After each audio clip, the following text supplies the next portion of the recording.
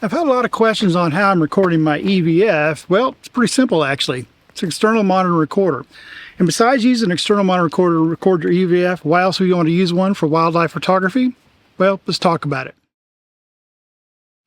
All right, for starters, let's get this guy hooked up. This in here, and the recorder we're going to talk about today, we're going to talk about a couple of them, but the one we're going to talk about today is this guy right here.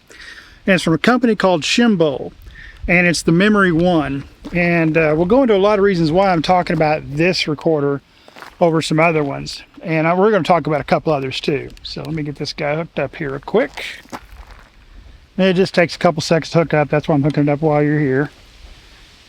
And there we go. We are actually hooked up and ready to go. I just flipped the camera on. We got it. Turned the monitor on. Good to go. Let everybody power up here. It does take a second for a monitor to power up. So a little backstory for those who don't know what external monitor recorder is. Well, you have external monitors just by themselves. You see those all the times on video rigs. They're just a larger screen, kind of like this, to see your information such as histograms, zebras, focus peaking, things like that. And then there's external recorders will do just that. They record out what your camera is seeing. And we're going to be talking about this recorder, the Shimbol Memory 1. And we'll be talking about why I think it's a great recorder, and even more of a value-based recorder more after we talk about why you'd want to have or use a recorder. Now, in wildlife photography or videography, why would you want to use an external monitor recorder? Well, the first reason is one we started earlier, which is recording your viewfinder to record the EVF. For me with the channel here, this is useful to show you what I'm seeing, going through the menus and kind of what I'm seeing through, the focus and all that stuff. For outside the channel, there's other uses on recording the viewfinder. First is really training or understanding what's going on.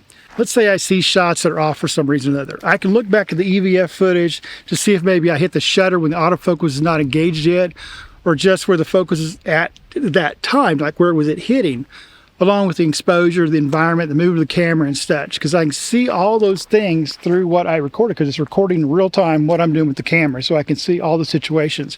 So it helps me learn better of what I'm doing right or what I'm doing wrong. Now, the next thing you can do is you can take your camera and make sure you get all the information off the back of the viewfinder.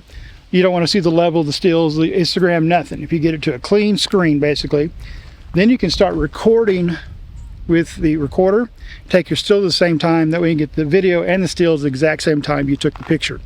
I forget to do that a lot of times, and there's sometimes I've done it and it's worked out really well.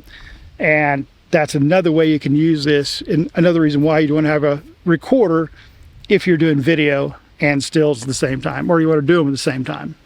Another reason why you want to use it is just for the monitor side of this. Most of the monitors are about a 5-inch size. This Shimbol is a 5.5-inch one, and that's why right there you get a 5.5-inch screen as opposed to a 3-inch screen here. And a lot of times you get a lot better resolution, or as good a resolution, and this guy is actually 2000 nits, really, really bright. That's as bright as iPhone 14 Max at its brightest setting. That's really nice. Actually the Ninja, and we'll talk about comparisons of these things later, is only 1000 nits on it. So that's what we've got there. So yeah, the synopsis of that is basically you get a larger screen using the monitor. Sometimes when some things are hard to see when you're pinching and zooming in, just having that 5.5-inch versus 3 inches is a lot nicer. So that larger and brighter screen means you can just see what you're trying to record and capture much, much easier. Now, another big advantage of this is if you're shooting low. So let's just pretend that I'm sitting on the ground. What I can do, go ahead and take this off real quick. If I'm sitting low on the ground, I can actually take this monitor, loosen this up a little bit, and I can angle this down. Where now, this guy is straight up and down. So now as I drop it down, and it's much easier to see that than sitting here and trying to look through this little 3-inch screen down here. And with the Canons and some of the Sonys, your things off to the side, not in line with your screen. Let me tighten this guy up a little tighter. He's trying to slide off. So it's much easier, just like I'm doing right now, is trying to line things up. Let's go ahead and take a picture of myself there. Boom, boom. All right.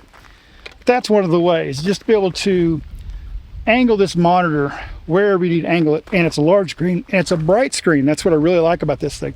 And I use it a lot if I'm shooting really low in the water sometimes. If I remember to hook this guy up, it's really nice because I don't have to get on the ground and try to break my neck, looking through this viewfinder, laying down, or trying to deal with this little guy on the outside. This just makes it so much easier to see it much clearer to what I'm seeing, to be able to move it around and get my subject by looking down at it rather than trying to break my neck. That's what I'm getting at.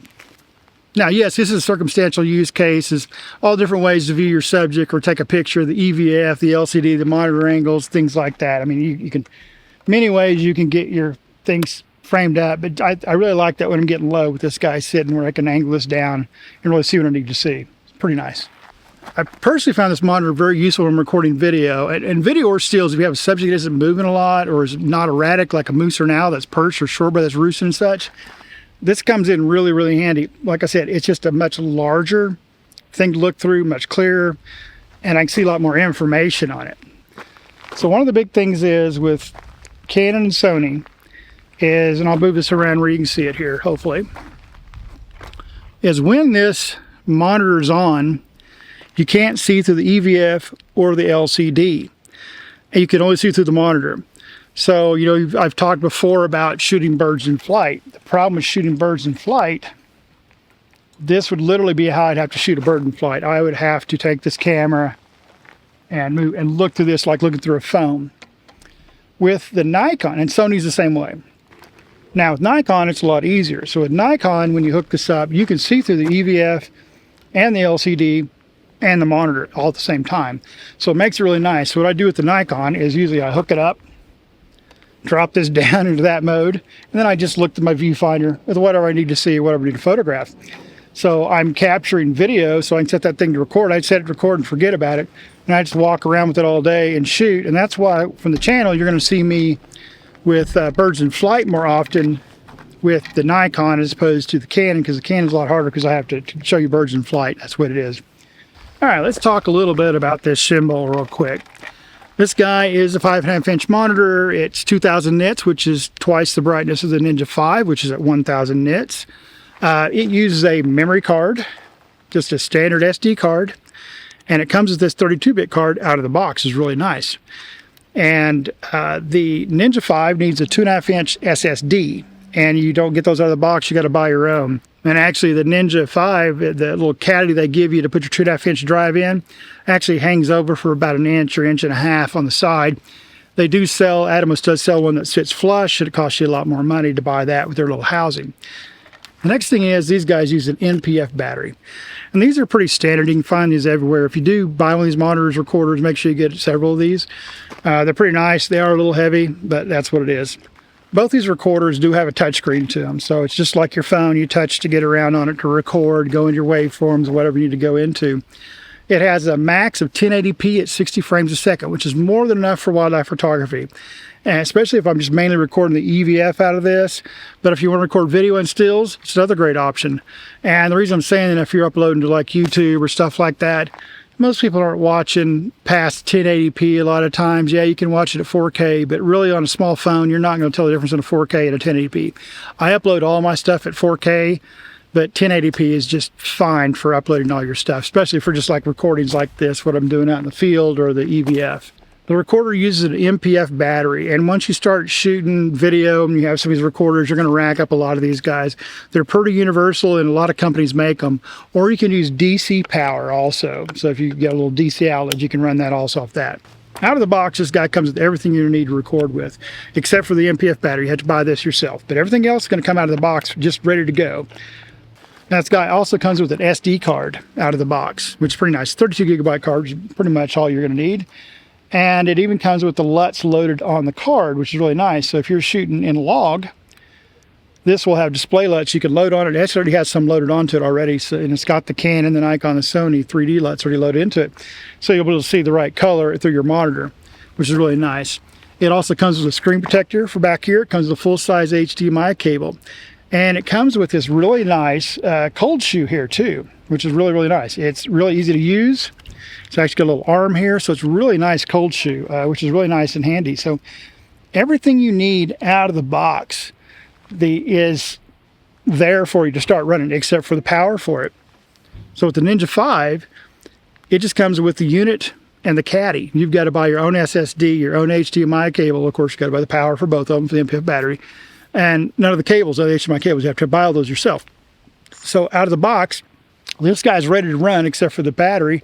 Ninja, you got to put a lot more to it. You got to add more stuff to it. Even the cold shoe, you got to buy your own cold shoe to attach it to your camera. The construction of this unit is really nice too. It's got a metal feel to it. The Ninja 5 has a composite feel to it, even though it has a metal chassis. The Ninja 5 is actually heavier than this guy also, and that's due to the SSD and some other stuff and the different sizes of the chassis in it. So that's really nice right there. Another win for this little Shimbol. Other things this guy has, it has pinch to zoom, false color, focus peaking histogram, vector scope, waveforms, anamorphic squeezes, zebras, things like that. You know, those are more technical video type things. And what are the drawbacks on this guy? Well, the only drawback is you can't record 4K into it, you can't pull RAW into it. That's really it. That's really the only drawbacks of this guy. Okay, now let me show you one last thing here. A different type of monitor recorder, and I've reviewed this already on the channel, and I think it's getting a little dark out here.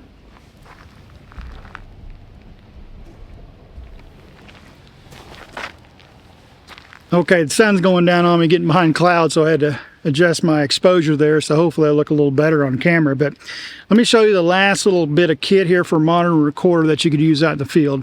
And that's this one by Axoon. I've already reviewed this one on the channel. What you do with this one, it just has this little back plate here.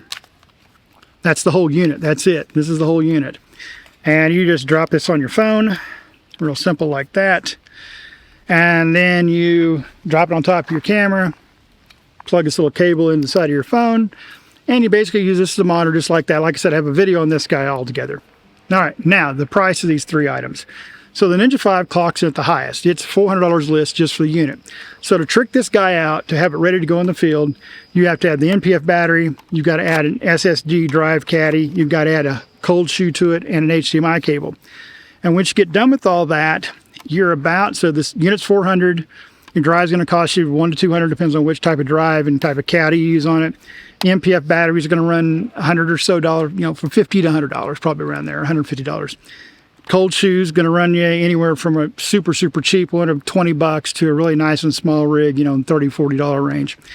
So when you've got all that said and done, you're up $500 plus easily on this guy. When I bought it, it wasn't $400. They're $400 now. When I bought it, they were $500. So that's what this one's going to cost. This little guy, the Axoon, is going to cost you $180, and you use your phone. Now, the only problem with that is you can't use your phone while you're using this when you're using it as a monitor. So that's that.